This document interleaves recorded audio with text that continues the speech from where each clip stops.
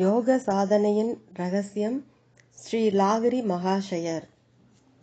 மனதை வேறு திசையில் திருப்புவதால் அதில் விஷய வாசனைகள் உணர்ச்சிகள் உற்பத்தியாகின்றன.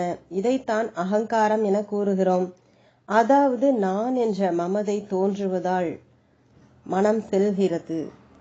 இந்த மமதை செருக்கு அல்லது அகங்காரம்தான் ஆத்மாவில் மனதை இருக்க விடுவதில்லை. கிரியாவை கடந்த நிலையில் ஆத்மா இருப்பதால் உணர்வுகள் உண்டாவதில்லை. உணர்வுகள் மனம் இருப்பதால் ஆத்மாவில் அது இருப்பதில்லை. கிரியாவை கடந்த நிலையில் இருந்து அகங்காரம், பிறப்பு மற்றும் வளர்ச்சி ஆகியவைகள் தூர விலகி விடுவதாலும் அவைகள் அழிந்து விடுவதாலும் மோட்சம் உண்டாகிறது. இதுதான் எல்லா சாஸ்திரங்களின் நோக்கமாகும். இப்படிப்பட்ட எல்லா வகையான மாயா சங்கல்பங்கள் இல்லாமல் இருக்கும் பொழுது மனம் ஆத்மாவில் இருக்கிறது. இதைத்தான் முக்தி நிலை என்கிறோம். இதைத்தான் எல்லோரும் விரும்புகிறார்கள். உலகத்திலுள்ள பொருட்களை எல்லாம் பார்ப்பதற்கு உத்தமமானவைகளாக உள்ளன. ஆனால் உள்ளே விஷம் போல் உள்ளவை மேலெழுந்த வாரியாக பார்க்கும் பொழுது மனம் வசீகரிக்கப்படுகிறது. ஆனால் உள்ளே பார்ப்பதால் தான் தியாக உணர்வு ஏற்படுகிறது. இதுதான் மாயை, அதாவது சஞ்சல மனப்பான்மையின் வெளிப்பாடு ஆகிறது. பிரம்ம வித்யா என்பது கிரியாவை கடந்த நிலையின் பெயராகும். இந்த நிலையை தவிர மற்ற எல்லா வஸ்துக்களின் பக்கம் மனதை ஈடுபடுத்துவது அவித்யை எனப்படுகிறது. மற்றவைகளின் பக்கம் மனதை செலுத்துவது கிரியாவை கடந்த நிலையில் இல்லாமல் இருப்பதுதான் உசிதமற்ற நிலையாகும். இம்மாதிரியான நிலையில் இந்திரியங்கள் மூலம் எல்லா விஷயங்களிலும் மனம் திரும்ப திரும்ப ஈடுபடுவதால் கிரியாவை கடந்த நிலை கிட்டுவதில்லை. விஷய வாசனைகளில் மனம் ஈடுபடுவதால் எல்லா இந்திரியங்களும் பலவீனம் அடைகின்றன. பலவீனப்பட்ட மனமானது கிரியாவை கடந்த நிலையை அனுபவிக்க முடிவதில்லை. கிரியாவை கடந்த நிலையில் மனம் மனதுடன் ஸ்திரமாக இருந்து விடும் பொழுது அந்த மனமானது இந்திரியங்கள் பக்கம் செல்லாமல் விஷய வாசனைகளை சிறிதளவு கூட கிரகித்துக் கொள்வதில்லை. கிரியாவை கடந்த நிலையும் பிரளயம் என்பதும் ஒன்றுதான். முக்குணங்களுக்கும் அப்பாற்பட்டது. கிரியாவை கடந்த நிலை என்பது மனதில் எண்ணம் என்று ஒன்று இருக்கும் வரை இரண்டு என்பது இருக்கும். நன்றாக எண்ணமற்ற நிலை உண்டாகும் பொழுது கிரியாவை கடந்த நிலை உண்டாகும் வரை, அப்பொழுது அருவம் என்ற நிலை உண்டாகிறது. பின் ஒன்றுமே இல்லாத நிலை உண்டாகிறது. அப்பொழுது பிரம்மத்தில் லயமாகி விடுவதால் ஓய்வு உண்டாகிறது. ஒன்றுமே செய்ய வேண்டாத நிலை ஏற்படுகிறது. இந்த நிலையில் எல்லா பொருட்களிலும் லயமாகி விடும் போன்ற கற்பனை உண்டாவதில்லை. அப்பொழுது உன்னை நீயே ஐக்கியமாக்கிக் கொள்கிறாய். அதனால் மற்ற பொருட்கள் அப்படியே இருந்து விடுகின்றன. அருவம், அதாவது நிராகாரம் என்ற நிலையில் எல்லாவிதமான பொருட்களின் பரமாணுக்கள் விசேஷமாக பிரிந்து பிரம்மத்தில் ஐக்கியமாகி விடுகிறது. பிருத்திவி அல்லது பூமியின் அணுவானது நீரிலும், நீரின் அணு தேஜஸ்விலும், தேஜஸ்வின் அணு வாயுவிலும், வாயுவின் அணு சூனியத்தில் அதாவது ஆகாயத்தில் மற்றும் ஆகாயத்தின் அணு பிரம்மத்திலும் கலந்து விடுகிறது. எது விரிந்து பறந்ததோ அதுவே குறுகி விடுகிறது. பின்னர் பிரம்மானு கூட கிடையாது. அங்குதான் நிலையாக இருக்க வேண்டும்.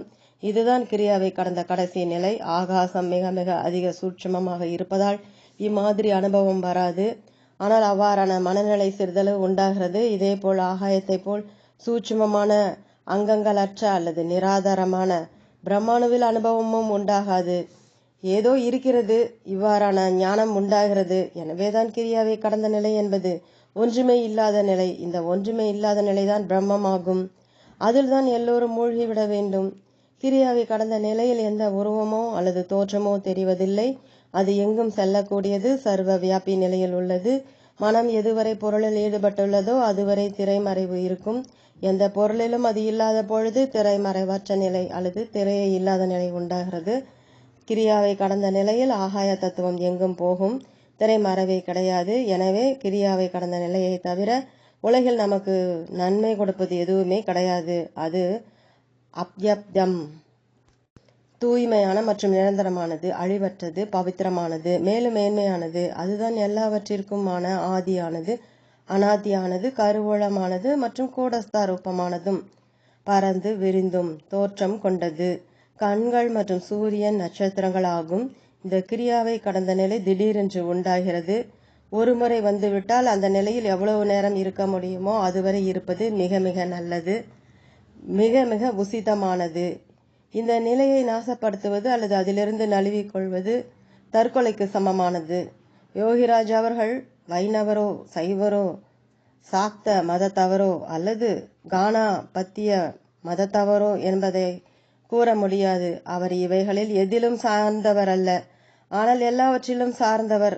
இது சம்பந்தமாக அவர் தன் நாட்குறிப்பில் தன் கைப்பட எழுதிய பிரமாணம் இருக்கிறது. அவர் எல்லா வகையான கிருஷ்ணர், மகாவிஷ்ணு முதலிய தெய்வங்களையும், எல்லா வகையான சிவன்களையும், பரமேஸ்வரன், ஈஸ்வரன் முதலானவர்களையும் மற்றும் எல்லா வகையான காளி மாதாக்களுடன் எல்லா தேவியர்களையும் கண்கூடாக பார்த்திருக்கிறார். சௌரவ் மத பிரகாரம் 4 விதமான ஆத்ம சூரியன்களையும் கணபதியையும் பார்த்திருக்கிறார். அவர் குறிப்பிட்ட எந்த மதத்தையும் அல்லது எந்த ஒரு பாதையையும் கடைபிடிக்கவில்லை. ஆனால் எல்லா மதங்களும் பாதைகளும் அவருள் அடக்கம்.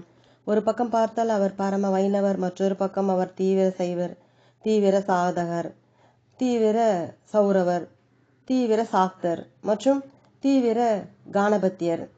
இந்த சந்தர்ப்பத்தில் அவர் சாதனா மார்க்கத்தில் எவைகளையெல்லாம் கண்டாரோ, யார் யாரை தரிசித்தாரோ அவர்களை பற்றி தன் நாட்குறிப்பில் எழுதியிருப்பவைகளை கீழே கொடுக்கப்பட்டிருக்கின்றன.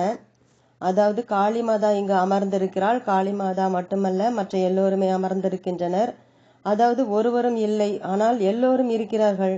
இந்த தரிசனம் கண்டு மெய் மறந்து உணர்ச்சி வசப்பட்டு கூறுகிறார், ஆஹா எவ்வளவு ஆனந்தமாக இருக்கிறது. 2. காளிமாதாவின் குருதி போன்ற சிவந்த நாக்கு தெரிந்தது. என்னுடைய இந்த நாக்கு மேல்வாயில் தங்கியவுடன் இவ்வாறு தெரிந்தது. இதனுடைய குறிப்பை காட்டுவது போல்தான் காளிமாதாவின் நாக்கு நீண்டு வெளியில் தொங்கிக் கொண்டிருக்கிறது. நாக்கு மேலும் உயரே கிளம்பியவுடன் இந்த நிலையில் தூக்கத்தையே விட்டு விடலாம் போல் மனதில் தோன்றியது. அப்பொழுது மிக ஆனந்தமாக இருந்தது. மேலும் பகவான் ஸ்ரீ கிருஷ்ணரின் புல்லாங்குழல் ஓசை போல் பிராணாயாமம் செய்யும் பொழுது குழலோசை கானாமிரதமாக தெளிவாக காதில் ஒலிக்க ஆரம்பித்தது. 3. மகாதேவரையும் காளிமாதாவையும் இன்று தரிசித்தேன். இன்று பிரம்மம் மிக தெளிவாக தெரிந்தது. 4. எலும்பு கூடான காளியை பார்த்தேன். ஸ்படிகம் போன்ற ஜோதிமயமான காளிமாதாவை பார்த்தேன். 5. ஆத்ம சூரியன்தான் காளியின் தோற்றம். 6. உச்சந்தலையில் 1000 இதழ் கொண்ட தாமரை மலரில் நீலவர்ணமயமான காளிமாதாவை பார்த்தேன். 7. சிங்கத்தின் மேல் சிம்ம வாகினி தோற்றத்தில் ஒரு தேவியை வரைந்து அதன் அருகில் எழுதப்பட்டிருந்தது. வெண்மை நிறமான வெள்ளையான ஆடையணிந்து சிம்மவாகினி தேவியானவள் மூலாதார சக்கரத்தில் அமர்ந்திருப்பதை பார்த்தேன். அவள் முழு குண்டலினி சக்தியாக திகழும் ஜெகன் மாதாவாகும். இந்த தேக ரூபமான பிரபஞ்சத்தை உலகை அவள்தான் தரித்திருக்கிறாள். 8. ஆத்மசூரியனின் தியானம்தான் காளியின் பெயர். சுசும்னாவின் உள்ளே நடக்கும் செயல்தான் பிராணாயாமம். அதுதான் காளிமாதாவின் நடக்கும் கால். அது ஒன்றுதான், ஆனால் அதுவே 2 ஆகிறது. இடா அதாவது இடது காலாகவும் பிங்களா வலது காலாகவும் ஆகிறது. மாதாவின் இந்த இடா மற்றும் பிங்களா ரூபமான சரண கமலங்களை பற்றி கொள்வதால் தான் மாதாஜியின் தரிசனம் கிடைக்கிறது. எலும்பு மாமிசம் இவைகளால் ஆன மனிதனின் 2 கால்களில் நடக்கும் திறன் கிடையாது. இடா மற்றும் பிங்களா ரூபமான 2 பாத கமலங்கள் உள்ளன. எனவேதான் ஸ்தூல சரீரத்தின் கால்கள் உயிர் பெற்று நிலைத்திருக்கின்றன. சரண் அதாவது பாதம் என்பதன் பொருளே நடப்பது என்பதாகும். இடா மற்றும் பிங்களா நாடிகளில் சுவாசமானது தொடர்ந்து நடந்தே கொண்டே இருப்பதால் தான் சரீரம் நிலை பெற்று இருக்கிறது. எனவே யோகிராஜ் அவர்கள் கூறியிருக்கிறார், சரண் அதாவது 2 வகையான சுவாசம். எவ்வாறு பாதம் ஒரு இடத்தை விட்டு மற்றொரு இடம் போகிறதோ அதே போல் சுவாசம் கூட ஒரு சரீரம் விட்டு மற்றொரு புதிய தேகத்தில் நுழைகிறது. 9. கபாலத்தின் மேல் ஒரு சூரியன் வரைந்து அதன் பக்கத்தில் எழுதியிருக்கிறார், ஆத்ம சூரியன் தான் காளிமாதா. அதைத்தான் பார்த்து கொண்டிருக்கிறேன். இந்த ஆத்ம சூரியனின் தோற்றமும் எனது தோற்றமும் ஒரே மாதிரியாக இருக்கிறது.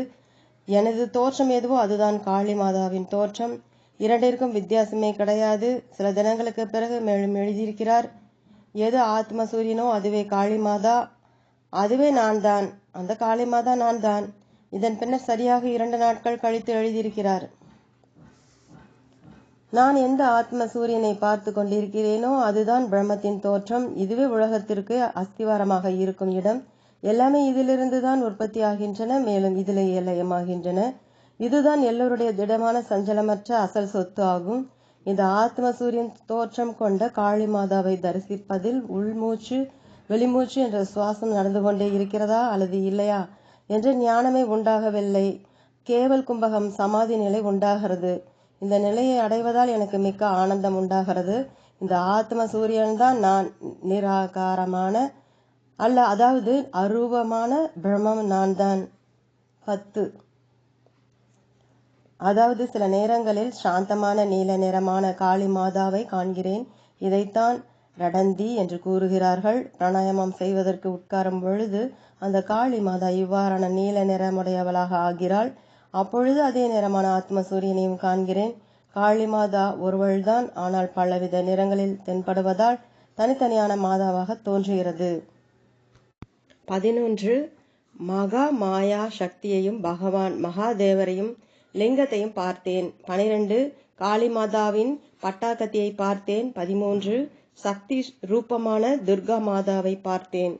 14. துண்டிக்கப்பட்ட சிரத்தை கையில் கொண்ட தோற்றத்தை பார்த்தேன். 15. மகா மாயா புராதன மகா துர்கா மாதாவை கண்டேன். 16. இன்று தங்கமயமாக ஜொலிக்கும் காளி மாதாவின் தரிசனம் கிட்டியது.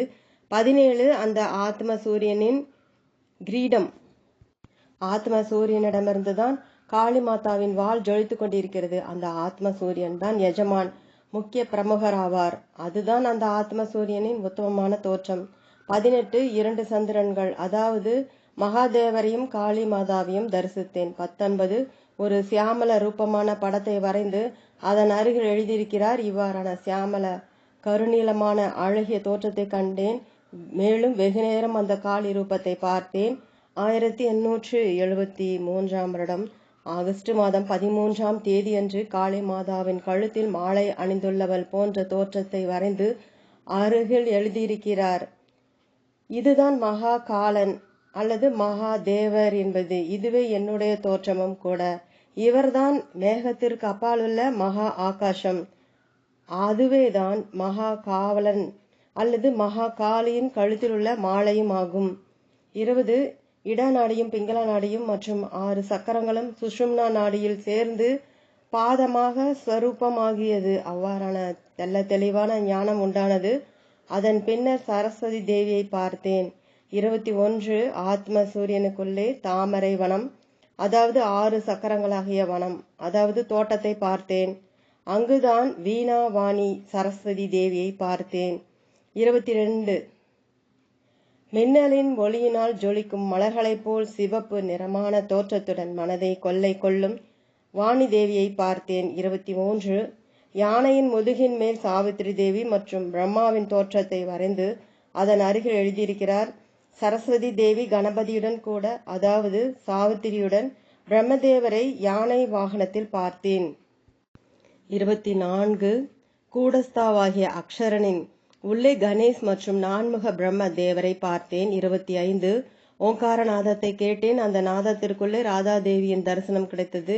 26. ஆத்ம சூரியனுக்குள்ளே கணபதியின் தோற்றத்தை ஸ்பஷ்டமாக பார்த்தேன். 27. தும்பிக்கை இல்லாத கணபதியை பகவான் நாராயணனுடன் தனியாக இருப்பதை பார்த்தேன்.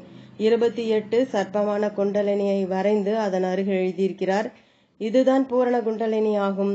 இது சர்ப்பம் போல் 3.5 சக்கரங்கள் அல்லது சும்மாடு அல்லது பிரிமனை போல் சுயம்பலிங்கத்தை சுற்றி கொண்டிருக்கிறது போல் தெரிவதை பார்த்தேன். பின்பு ஒரு ஓம்கார கிரியாவின் படத்தை வரைந்து அதன் அருகில் எழுதியிருக்கிறார். தேகத்தின் ஈசான மூலையில் அந்த முழு குண்டலினி சக்தியானது பாம்பின் தோற்றத்துடன் சுயம்பலிங்கத்தை சுற்றி கொண்டிருக்கிறது. அது எவ்வாறு தெரிகின்றது எனில், மஞ்சள் நிறமான கந்தகம் எரியும் பொழுது விதவிதமான பல நிறங்கள் கொண்ட ஜுவாலை விடுவதை போல் தெரிகிறது. ஆனால் உண்மையில் அது நிலையான வெளிர் போன்று வெண்மையான தோற்றம் கொண்டது. 29. கிபி 1873 வருடம் ஜனவரி மாதம் 21, 22 தேதிகளில் எழுதியிருக்கிறார். கூடஸ்தாவின் 2 பக்கங்களிலும் சந்திரன் மற்றும் சூரியனின் ஜோதியை பார்த்தேன். அதனுள்ளே சுசும்னா நாடியின் தோற்றத்தில் விஸ்வநாத் ஜியின் லிங்கத்தை பார்த்தேன். இது சம்பந்தமாக தந்திரயோகத்தில் அதுதான் பிரம்மயோனி, அதாவது எல்லாவற்றின் உற்பத்தி ஸ்தானம் என்பதன் பிரமாணம் இருக்கிறது.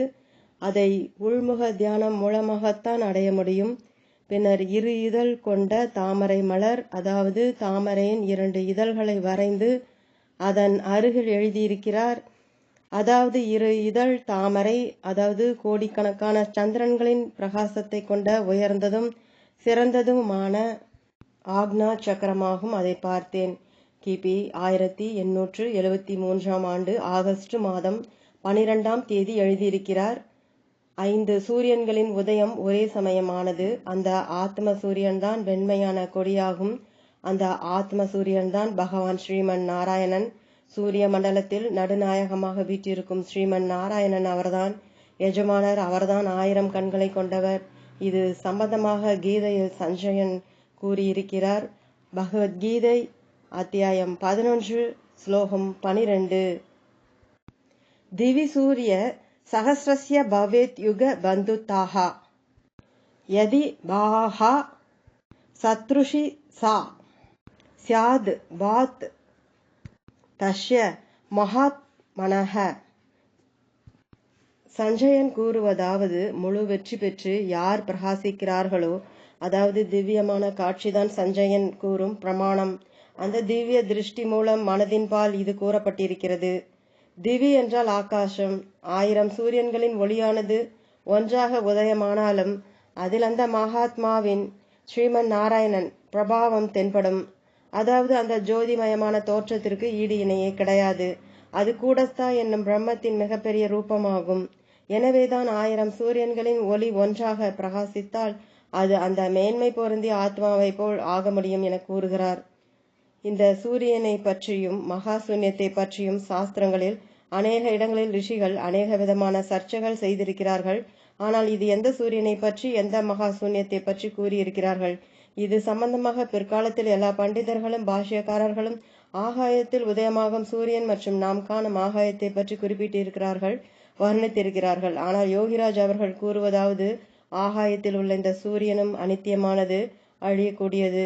சாஸ்திரத்தில் கூறப்பட்ட சூரியன் ஆத்ம சூரியன் தான். அது நித்தியமானது, சாஸ்வதமானது, அழியாதது. அதை காணும் திறமை பெற்றவர்கள் யோகிகள் தான். கீதையில் அர்ஜுனனும் அந்த ஆத்ம சூரியனை பற்றி விவாதம் செய்யும் பொழுது, ஆகாயத்தில் உள்ள இந்த சூரியனை போல் 1000 சூரியன்கள் ஒரே நேரத்தில் உதயமானால் அந்த மகாத்மா ஆத்ம சூரியனை போல் ஆக முடியும் என கூறியிருக்கிறார். இதன் மூலம் கீதையில் இந்த நாம் காணும் ஆகாய சூரியனை பற்றிய விவாதம் கூறப்படவில்லை. அது ஆத்ம சூரியன். இம்மாதிரியான விளக்க உரை யோகிராஜ் அவர்களை தவிர இதுவரை யாரும் கொடுக்கவில்லை. ஏனெனில் அவருக்கு இதை பற்றிய ஞானம் உண்டானது. ஞானம் ஏற்பட்டது மட்டுமல்ல, அவர் பிரத்யட்சமாக அதை தரிசனம் செய்திருக்கிறார். அதன் மூலம் இவ்வாறு விளக்கம் கூறும் திறமையும் பெற்றார். இம்மாதிரியான திறமையை அர்ஜுனனும் பெற்றிருக்கிறார். பின்பு சாஸ்திரத்தில் கூறப்பட்ட மகா சூன்யத்தின் சம்பந்தமாக மேலே கூறப்பட்ட எல்லா பண்டிதர்களும் பாஷ்யக்காரர்களும் இந்த நாம் காணும் சூன்யம் அல்லது ஆகாயத்தை பற்றி தான் விவரித்திருக்கிறார்கள், அல்லது பூமியிலிருந்து வெகு தூரம் உள்ள சூன்யம் அல்லது ஆகாயத்தை பற்றி விமர்சித்திருக்கிறார்கள். ஆனால் இதை பற்றி யோகிராஜ் அவர்கள் கூற்று என்னவெனில், இந்த சூன்யமானது பஞ்சபூதங்களின் கடைசி பூதம். அது ஸ்தூலத்திலிருந்து சூட்சுமமாக ஆகி மீதமுள்ள சூன்யம் மகாபூதம் ஆகிறது. எனவே இந்த சூன்யம் கூட ஸ்தூலமாக இருப்பதால் மகா சூன்யம் அல்ல, இதுவும் அனித்தியமானது. இது சூன்யத்தின் கடைசி பூத்தமாக இருப்பதால் இதற்கு குணங்கள் உண்டு. ஆனால் எல்லையே இல்லாமல் இருப்பதால் இது அளக்க முடியாதது. ஆனால் இது குணங்களற்றது அல்ல. ஆகவே அவர் மகா சூன்யத்தை பற்றி கூறும் பொழுது, இந்த சூன்யத்திற்கு அப்பால் எந்த சூன்யம் உள்ளதோ, அதாவது எந்த நிலையான சூன்யத்திலிருந்து இந்த நாம் காணும் சூன்யம் நிலைத்துள்ளதோ அதுதான் மகா சூன்யம் ஆகும். அது வெண்மையானது, அழியாதது மற்றும் நிர்குணமானது. இதன் மூலம், அதாவது இந்த மகா சூன்யம் மூலம் நாம் காணும் படைக்கப்பட்ட நிலையாக உள்ள ஆகாயம் சூன்யமானது லயமாகி இருக்கிறது. அந்த மகா சூன்யம் இந்த சூன்யத்திற்குள்ளே பின்னப்பட்டிருக்கிறது. அந்த மகா சூன்யம் தான் பிரம்மம். அந்த மகா சூன்யத்தின் தரிசனம்தான் அவருக்கு அடிக்கடி பிரத்யட்சமாக கிடைத்திருக்கிறது. எனவே இவ்வாறான விளக்கத்தை கூற அவர் திறமை படைத்தவராக இருந்தார். இது மட்டுமல்ல, அந்த தரிசனம் பெற்று அது சம்பந்தமாக தன் நாட்குறிப்புகளில் குறித்து வைத்திருப்பதை பார்க்கும் பொழுது அவர் சாதனை மூலம் அந்த தூய்மையான அழியாத நிர்குண மகா சூன்யம் தோற்றம் கொண்ட பரபிரம்மத்துடன் ஒன்றாக இணைந்து, அதாவது இரண்டர கலந்து ஏகாக்காரமாகி அதனுடன் ஆழ்ந்து மறைந்திருக்கிறார். இதுதான் வேதாந்த மூலம் சாதனாவின் கடைசி நிலை என தெளிவாக விளக்கப்பட்டு எடுத்துரைக்கப்பட்டிருக்கிறது. இந்த மகா சூன்ய ரூபமான பரபிரம்மத்துடன் கலந்து ஏகாகாரம் ஆன பின்னர் 2 அல்லது துவைதம் என்பதன் அறிகுறியே இருப்பதில்லை. அதுதான் அத்வைதத்தின் நிலை. மேலும் இதற்கு முன்னர் எல்லாமே துவைத நிலைதான். இந்த ஆத்ம சூரியன் மற்றும் மகா சூன்யத்தை அறிவதுதான் பகவத்கீதை மற்றும் வேதாந்தத்தின் இறுதி கோட்பாடு ஆகும். திவ் என்றால் ஆகாசம், அதாவது அந்த தூய்மையான அழிவற்ற மகா சூன்யமாகும். அந்த மகா சூன்யத்திலிருந்து எது உற்பத்தி ஆகிறதோ, அதாவது முன்னால் எவை வெளிப்படுகின்றனவோ அவைகள் தேவதைகள். எனவே யோகிராஜ் அவர்கள் பகவான் கிருஷ்ணரும் மகா சூன்யத்தில் கலந்து விட்டார், ஏனெனில் அவரும் அநித்தியமானவர் என கூறியிருக்கிறார். இந்த மகா சூன்யம்தான் நித்தியமானது. இதுதான் யோகிராஜ் அவர்களின் கூற்றாகும். இந்த விஸ்வரூப தரிசனம் கண்ட பின்னர் அர்ஜுனன் கூறுகிறார், பகவத்கீதை அத்தியாயம் 11 ஸ்லோகம் 18, துவம் ஷரம் பரமம் வேதித்வயம் துவமஸ்ய விஸ்வஸ்ய பரம் நிதானம் துவமௌ யயஹ சாஸ்வத தர்ம கோப்தா சனாதனஸ்துவம் புருஷோ மோதோ மே. அதாவது நீதான் அவதார புருஷன், பரபிரம்மம், நீதான் ஒரே அறிய தகுந்தவர், அறியக்கூடியவர், நீதான் இந்த உலகில் ஒப்பற்ற உறைவிடம், பாதுகாவலர், நீதான் மாறாத சாஸ்வதமான தர்ம ரக்ஷகர், நீதான் சனாதன புருஷர். இதுதான் நான் அறிந்து கொண்ட உண்மையான அபிப்பிராயம். நீதான் கூடஸ்த சைத்தன்யர், ஸ்திரமான புராண ரூபம் கொண்ட அழியாத அக்ஷரன், நீ மாற்றமடையாத புலனுக்கெட்டாத தோற்றம் கொண்ட மகா பிராணன், பரபிரம்மம், நீதான் அறியப்படக்கூடிய ஒருவர்.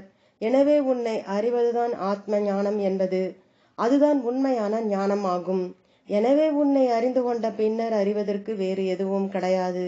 எனவே நீ மட்டும்தான் அறியப்படக்கூடியவர். இந்த ஜகத்துக்கு பிரதான ரக்ஷகர் நீதான். ஏனென்றால் புலனுக்கெட்டாத பிரம்மத்திற்கு, அதன் அழிவற்ற ஸ்திர தன்மைக்கு ஒரு எல்லையே கிடையாது. ஆகவே நீதான் உலகத்தின் ஆதாரமாக பரம ரக்ஷகராக இருக்கிறாய். மேலும் நித்தியமான, அதாவது ஸ்திரமான பிராணனாக இருக்கிறாய். நீதான் இந்த உலகுக்கு சாசுவதமானவர், சனாதனர், தர்ம ரக்ஷகர், காப்பாற்றுபவர்.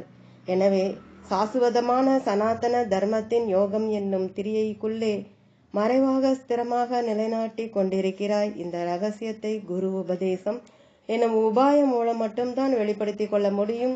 நீதான் சனாதன ஆதி புருஷர். ஏனென்றால் உனக்கு ஆதியும் கிடையாது, அந்தமும் கிடையாது. இதுதான் எனது அபிப்பிராயமாகும்.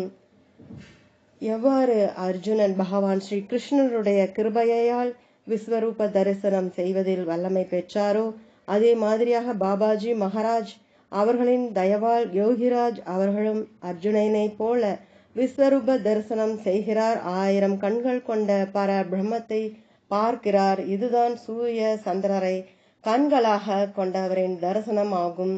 இந்த விஸ்வரூப தரிசனத்தினால் அர்ஜுனனை போன்ற சாதகர் கூட பயமடைந்து நடுங்கினர்.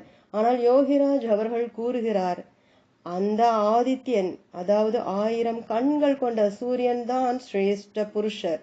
அப்படிப்பட்டவர் இப்பொழுது கண்களை மூடியவுடனேயே காணப்படுகிறார், கண்களை திறந்தவுடனே மறைந்து விடுகிறார். இந்த மாதிரியான நிலை இப்பொழுது சகஜமாகவும் சுபாவமாகவும் ஏற்பட ஆரம்பித்தது. இதன் பின் சில நாட்கள் கழித்த பின்னர் ஒரு 1000 இதழ் தாமரை மலரை வரைந்து அதன் பக்கத்தில் எழுதியிருக்கிறார். அதாவது சகசிராரத்தில் 1000 இதழ்கள் ஒரே குழுவாக அமைக்க பெற்றது போல் ஆயிரக்கணக்கான சக்கரங்கள் இருக்கின்றன. அதன் ஒவ்வொரு குழுவிற்கும் பீஜாட்சரம் இணைந்திருப்பதை பார்த்தேன். 30ஆம் தேதி என்று எழுதியிருக்கிறார். அதாவது பார்க்கடலில் பள்ளி கொண்ட அல்லது வெண்மை நிறம் கொண்ட சந்திர தீவில் ஸ்ரீமன் நாராயணனை பார்த்தேன். வைகுண்டத்திலுள்ள விஷ்ணுவை தரிசித்தேன். தாத்பரியம் என்னவெனில், கூடஸ்தாவில் காணும் சந்திரனில் உள்ளே இருக்கும் ஸ்ரீமன் நாராயணனை பார்த்தேன். மேலும் எழுதியிருக்கிறார், கூடஸ்தாவில் உள்ள ஆத்ம சூரியனுக்கு உள்ளே அமர்ந்திருக்கும் ஸ்ரீமன் நாராயணனை பார்த்தேன். மறுபடியும் எழுதியிருக்கிறார், அந்த சூரிய சந்திரனுக்குள்ளே ஜோதிமயமான ஒளி பிளம்பான தூய்மையான மகாதேவரை பார்த்தேன். மிக்க ஆனந்தம் உண்டானது. சுசும்னா நாடியின் ஓரம் சிவப்பு நிறமான மிகவும் மெல்லிய சிறு கோடுகள், ஆனால் ஒளிக்கற்றை போன்ற தோற்றம் பார்த்தேன். இதற்கு முன்னால் ஜோதிமயமான லிங்கத்தை பார்த்தேன். அது சூன்யத்திற்கு உள்ளே உள்ள மகா சூன்யத்தில் கலந்து விட்டது. இதன் பிறகு மேலும் முன்னேறி எழுதியிருக்கிறார், நக்ஷத்திர லோக் தேகா, அதாவது எங்கே மிகப்பெரிய சூரிய சந்திரர்கள் இல்லையோ, ஆனால் அங்கிருந்து பிரகாசமான ஒளி பிழம்பு கிளம்புகிறதோ, அவைகள் சிறு சிறு நட்சத்திர கூட்டங்களாக அமையப்பெற்ற இடமாகவும் உள்ளது. இவ்வாறான பகல், அந்தி பொழுது அல்லது கருமையான இரவாக உள்ள இடத்தை பார்த்தேன். நட்சத்திரங்களை பற்றி மறைமுகமாக தெரிவிக்கையில் யோகிராஜ் அவர்கள் கூறுகிறார், நட்சத்திரம் அதாவது நக்ஷத்திர எனில் அழியாதது, அத்ர எனில் ஸ்திரமாய் இருப்பதால் அழியாதது. அதாவது கிரியாவை கடந்த நிலையில் உள்ள ஸ்திரத்தன்மையான தோற்றம் என்பதாகும். இவ்வாறான ஸ்திரமான நிலையில் கூடஸ்தாவின் உள்ளே அமைந்திருக்கும் இதய ஆகாசத்தில் உள்ள துருவ தாரா ரூபமான மிக பிரகாசமான நட்சத்திரமும் காணப்படுகிறது. 31 ஜோதி ரூபமான கட்டை விரல் அளவுள்ள ஒரு புருஷரை பார்த்தேன். 32 2 கருந்தோற்றம் கொண்ட மனித உருவங்களை வரைந்து அதன் அருகில் எழுதியிருக்கிறார். சுவையை அளிக்கும் சக்கரம் அல்லது தாமரை மலரில் கரு நீல நிறமான ராதா கிருஷ்ணனை பார்த்தேன். 33 கிபி 1873 ஆண்டு செப்டம்பர் மாதம் 21ஆம் தேதி எழுதியிருக்கிறார். மகாதேவரின் திரிசூலம், மகாவிஷ்ணுவின் சுதர்சன சக்கரம் மற்றும் பிரம்மதேவரின் தண்டம் ஆகியவைகளையும் பஞ்சதேவ தேவியர், கணேசர், சூரியன், விஷ்ணு, சிவன் மற்றும் துர்கா தேவிகளையும் பார்த்தேன். அதை கண்டு பரவசமடைந்து, ஹே பகவானே, நீங்கள்தான் சத்தியமாகும் என எழுதியிருக்கிறார். 34 அதாவது சப்த ரிஷிகளை பார்த்தேன். சப்த ரிஷிகள் என்பது பிருகு, அத்ரி, அங்கிரீசர், மரீசி, புலஸ்தியர், புலகர் மற்றும் கிருது முதலானோர் ஆவர். மனு என்பவர் பிரம்மாவின் புத்திரர் என கருதப்படுகிறார். அவர் மானிட ஜாதியில் ஆதி புருஷர். 14 மனுக்கள் மற்றும் மண்வந்திரங்களின் பெயர்களாவன ஸ்வயம்பு, ஸ்வரோசிங், உத்தமர், தாமஸ், ரேவத், சாகஸ், வைவஸ்தர், சாவர்ணி, தக்ஷ சாவர்ணி மற்றும் இந்திர சாவர்ணி ஆகியோர் ஆவார்கள். ஆனால் யோகிராஜ் அவர்கள் 4 மனுக்களை பார்த்திருக்கிறார். இந்த சந்தர்ப்பத்தில் கீதையில் பகவான் ஸ்ரீ கிருஷ்ணர் கூறியிருக்கிறார். பகவத்கீதை அத்தியாயம் 10 ஸ்லோகம் 6. மகர்ஷய சப்த பூர்வே சத்வாக மனவஸ்தா மத்பாவா மானசா ஜாதா பேஷாம் லோக இமாஹா பிரஜாஹா.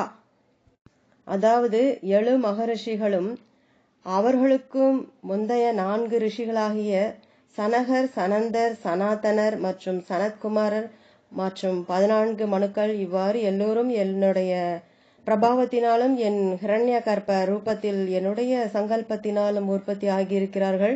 இந்த உலகின் எல்லா ஜீவராசிகளும் அவர்களின் சந்ததிகள் ஆவார்கள். இங்கே யோகிராஜ் அவர்கள் ஆதி பகவான் மனுக்களான சனகர், சனந்தர், சனாதனர் மற்றும் சனத்குமாரர் ஆகியோரைத்தான் பார்த்திருக்கிறார். 35 லக்ஷ்மி மானால் ஸ்ரீ மகாவிஷ்ணுவின் தரிசனம் கிடைத்தது. 36 இதய கமலத்தில் ஆதிசேஷன் மீது ஸ்ரீஹரி சயனம் கொண்டிருப்பதை பார்த்தேன். அதாவது ஆதிசேஷன் என்ற படுக்கையில் படுத்து கொண்டிருக்கும் ஸ்ரீமன் நாராயணனை பார்த்தேன். 37 ஸ்ரீ கிருஷ்ணன் ஆதிசேஷன் மீது படுத்திருக்கிறார். இவ்வாறான தோற்றத்தை திறந்த கண்களால் பார்த்தேன். இந்த தோற்றம் அல்லது சொரூபம் எப்படி இருக்கிறது, இதை தன்னுடைய நாட்குறிப்பில் வரைந்து காட்டியிருக்கிறார். 38 ஆனந்த நாராயணனை பார்த்தேன். 39 ருத்ரனாகிய சிவனை பார்த்தேன். 40 மச்சாவதாரத்தை பார்த்தேன். 41 வராக அவதாரத்தை பார்த்தேன். 42 சிவ பிரம்மாவின் மானச புத்திரன் சனகர் மற்றும் சக்தி ரூபம் ஜெகநாத்ரி மற்றும் ஸ்ரீ ராமச்சந்திரரின் வில்லை பார்த்தேன். 43 நாரதரின் வீணையை பார்த்தேன். 44 இறைவனுடைய முகலாய சொரூபம் கொண்ட இறை தூதுவரை கண்டேன். இங்கே தன் டைரியில் ஒரு முஸ்லிம் தோற்றம் கொண்ட உருவத்தை டைரியில் வரைந்திருக்கிறார். 35 விஷ்ணு பதம் அல்லது வைகுண்டத்தை பார்த்தேன். 46 ஸ்ரீமன் நாராயணனை பார்த்தேன். 47 சிவனுடைய சக்தி ரூபம் அல்லது சிவசக்தியை பார்த்தேன். அந்த சிவன் மற்றும் சக்தியை அவர் தனித்தனியாக இல்லாமல் அர்த்தநாரீஸ்வரராக பார்த்தார். 48 லக்ஷ்மி நாராயணனை பார்த்தேன். 49 திரிசூலம் ஏந்திய மகாதேவரை பார்த்தேன்.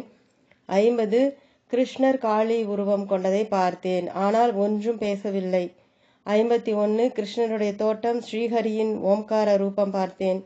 52 இங்கே தன்னுடைய டைரியில் புருஷோத்தமராகிய நாராயணனின் தோற்றத்தை வரைந்து அதன் அருகில் இந்த சரீர ரூபமான பானையில் தேகம் உள்ள கூடஸ்தாவில் நிலையான தன்மையை அடைந்தவுடன் எந்த ஆத்ம சூரியன் தென்படுகிறதோ அந்த ஆத்ம சூரியனை பார்த்து ஓங்காரத்திற்கு அப்பால் உள்ள எங்கும் வியாபித்துள்ள பரவியுள்ள புருஷோத்தமனாகிய ஸ்ரீமன் நாராயணனை பார்த்தேன். 53 அதாவது பிரம்மா, விஷ்ணு, மகேஸ்வரன் ஆகியோரை பார்த்தேன். இந்த 3 முக்கிய தேவர்களையும் அவர் ஒன்றாக பார்த்தார். 54 அதாவது காளி, தாராதேவி, சோடசி தேவி, புவனேஸ்வரி, பைரவி, சின்னமஸ்தா, தூமாவதி, பகுலா தேவி, மாதங்கி மற்றும் கமலா ஆகிய 10 மகாதேவியர்களை பார்த்தேன். 55 கல்ப விருட்சத்தை பிரம்மா, விஷ்ணு மற்றும் மகேஸ்வரன் ஆகியோருடன் 5 தேவர்களை பார்த்தேன். இந்த கல்ப விருட்சம்தான் உண்மையானது, சத்தியத்தின் வேர். கூடஸ்தாவின் உள்ளே ஒரு பெரிய பர்தா அதாவது திரை இருக்கிறது. அதில்தான் பரமபுருஷர் பரம்பொருள் காணப்படுகிறார். அவர்தான் ஆதி முதல் அந்தமும் ஆனவர், உருவமற்றவர், சுயம்புவாக தோன்றுபவர். பின்னர் எல்லாம் தூய்மையான கூடஸ்த ரூபமான நெற்றிக்கண்ணாக ஆகிறது. அப்பொழுது அவரே கல்ப விருட்சமாக அல்லது கல்ப தருவாக மாறுகிறார். எதன் பின்னர் ஒரு நீண்ட ஒளிக்கீற்றை பார்த்தேன். அது அபயபதம் வரை கொண்டு செல்கிறது. அது ஆத்ம சூரியனிலிருந்து உற்பத்தி ஆகிறது. இந்த நீண்ட ஒளி அல்லது நீண்ட ஜோதிர்மயமான தோற்றத்தை பார்த்து கொண்டிருக்கிறேன். அதுதான் சிவலிங்கம். இதை விவரிப்பது என்பதை யோகிகள் தான் செய்ய முடியும். நான், நீங்கள் மற்றும் ஏனைய எல்லோருமே இதுதான். இதை தவிர வேறு எதுவும் கிடையாது. 56 பகவானின் கிஷோர் ரூபம். 11 வயது முதல் 15 வயதிற்குட்பட்ட சிறுவனை போன்ற தோற்றம் கண்டேன். 57 ஜோதிமயமான வெண்மையான தூய்மையான மகாதேவரின் தரிசனம் கிடைத்தது. மிக ஆனந்தமாக இருந்தது. 58 குருநானக் அவர்களின் படம் வரைந்து அதன் அருகில் எழுதியிருக்கிறார். அதாவது நானக் சாஹேப் ஆத்ம சூரியனை போன்ற தோற்றமாக காணப்படுகிறார். 59 2 இதழ் தாமரையை ஆக்ஞா சக்கரம் எவ்வாறு பார்க்க வேண்டும்? 2 இதழ் தாமரை தோற்றத்தை அதாவது ஆக்ஞா சக்கரத்தை எவ்வாறு பார்க்க வேண்டும்? இதை இந்த படத்தில் விவரித்து காட்டியிருக்கிறார். இப்படிப்பட்ட எல்லா உண்மைகளின் கூற்றிலிருந்து வேதங்கள், உபனிஷத்துக்கள் மற்றும் பகவத்கீதை முதலிய ரிஷிகளால் தொகுக்கப்பட்ட கிரந்தங்கள் மூலம் ரிஷி முனிவர்களால் பிரம்மத்தை அறிந்தவர்கள் அல்லது பிரம்ம ஞானிகளின் நிலைகளை வரிசைப்படி விளக்கப்பட்டிருப்பது போல் யோகிராஜ் அவர்கள் அனுபவம் மூலம் ரிஷி முனிவரை போன்ற நிலையை அடைந்திருக்கிறார் என்று கூறப்படுகிறது. இவைகள் எல்லாம் நமக்கு கிடைத்த அவருடைய டைரிகளிலிருந்து தெள்ள தெளிவாக விளங்குகிறது. உண்மையிலேயே யோகிராஜ் அவர்கள் பாரதத்தின் மிக உன்னதமான ரிஷி ஆவார். பக்தர்களால் சூழப்பட்ட மகா யோகியானவர். உபதேசம் அளித்து கொண்டிருந்தார். யாரோ ஒரு பக்தர் இறைவன் என்பது என்ன என்று ஆவலுடன் வினவினார். யோகிராஜ் அவர்கள், இறைவன் யார் என்பது தெரியுமா? எந்த ஒரு சக்தியால் நீ இப்பொழுது இறைவன் யார் என்று கேட்டாயோ அந்த சக்திதான் இறைவன். அவர் இல்லாவிட்டால் இறைவன் யார் என்று உன்னால் கேட்டிருக்க முடியாது. அவருடைய சக்திதான் எப்பொழுதும் ஜீவனை தரித்து கொண்டிருக்கிறது. எனவே அவர் எப்பொழுதும் விழித்திருப்பவர். ராதாவாகும். ஹிந்தியில் ரா என்பதன் பொருள் உலகம், தா என்பதன் பொருள் தரித்தல், அதாவது உலகை தரித்து கொண்டவர். அந்த சக்தி தான் ஜீவனை தேகத்தில் தரிக்க செய்திருக்கிறது. எனவே அது ராதாவாகும் என கூறினார். மற்றொரு பக்தர் மரணம் என்பது என்ன என கேட்டார். யோகிராஜ் அவர்கள் கூறியதாவது, இயற்கை காரணங்களால் சஞ்சலமான பிராணனானது சஞ்சல மற்றும் ஸ்திரமாகி விடுவதுதான் மரணம். அந்த நிலையில் ஜீவனுக்கு கர்மத்தை அனுபவித்து சீரமைக்க வேண்டிய நிலை உண்டாகிறது. ஆனால் சமாதி நிலையில் நமக்கு எந்த விதமான ஸ்திரமான நிலை உண்டாகிறதோ அதுவும் மரண நிலைதான். ஆனால் அப்பொழுது கர்மத்தை சீராக்க வேண்டிய அவசியம் இல்லை. இதை சூட்சுமமாக ஆராயும் பொழுது சுவாசம் என்னும் கிரியை உண்டாவதுதான் ஜீவனானது உயிரோடு இருக்கும் நிலை ஆகிறது. அந்த சுவாசம் இல்லையெனில் மரணம் உண்டாகிறது. ஏனென்றால் சுவாசத்தை வெளியே விட்ட பிறகு சுவாசத்தை உள்ளே எடுத்துக்கொள்ளும் கிரியை அல்லது செயல் நடக்கவில்லை எனில் அந்த நிலை ஜீவனின் சவம்தான். இந்த உள்மூச்சு வெளிமூச்சு செயல் நடைபெறுவதால் அல்லது விட்டு விடுவது என்ற செயலானது ஜீவனின் உயிரோடு உள்ள நிலையிலும் மரண நிலையிலும் முறையாக அதாவது வரிசையாக ஜீவன் தேகத்தில் எப்பொழுதும் இருக்கும் பொழுது உண்டாகிறது. பிறப்பு இறப்பு எப்பொழுதும் நடந்து கொண்டே இருக்கிறது. யாருமே அதை பற்றி பார்ப்பதில்லை அல்லது லட்சியம் செய்வதில்லை. எனவே அது உண்மையான மரணம் அல்ல. ஜீவனானது தன்னுடைய நீண்ட தளர்ந்த சட்டையை தேகத்தை மாற்றுகிறது. ஏனென்றால் இவ்வாறான மரணம் உண்டான பிறகு மறுபடியும் பிறப்பு எடுக்க வேண்டி இருக்கிறது. வருவதும் போவதும் போல் தோன்றுகிறது. உண்மையான மரணம் என்பது பிரம்மத்தில் கலந்து விடுவதுதான். பிரம்மத்தின் அடித்தளம் அல்லது உற்பத்தி ஸ்தானம் வரை சென்று விடுவது. அங்கே சென்ற பிறகு புனர்ஜென்மம் அல்லது மறுபிறப்பு என்பது கிடையாது. பகவத்கீதை அத்தியாயம் 8 ஸ்லோகம் 16. ஆப்ரஹம் புவனா லோகாஹ புனராவர்த்தினோர்ஜுன மாமுபேத்யது கௌந்தேய புனர்ஜென்மன வித்யதே. ஹே அர்ஜுனா, பிரம்மலோகத்திலிருந்து எல்லோருக்கும் புனர்ஜென்மம் உண்டாகிறது. ஆனால் என்னை ஆத்மாவை அடைந்த பிறகு புனர்ஜென்மம் அல்லது மறுபிறப்பு உண்டாவதில்லை. ஆக்ஞா சக்கரத்தில் சஞ்சல நிலையில் உள்ள அல்லது தோற்றம் கொண்ட பிரம்மலோகத்தை அடைந்த காரணத்தால் மறுபிறப்பு உண்டாகிறது.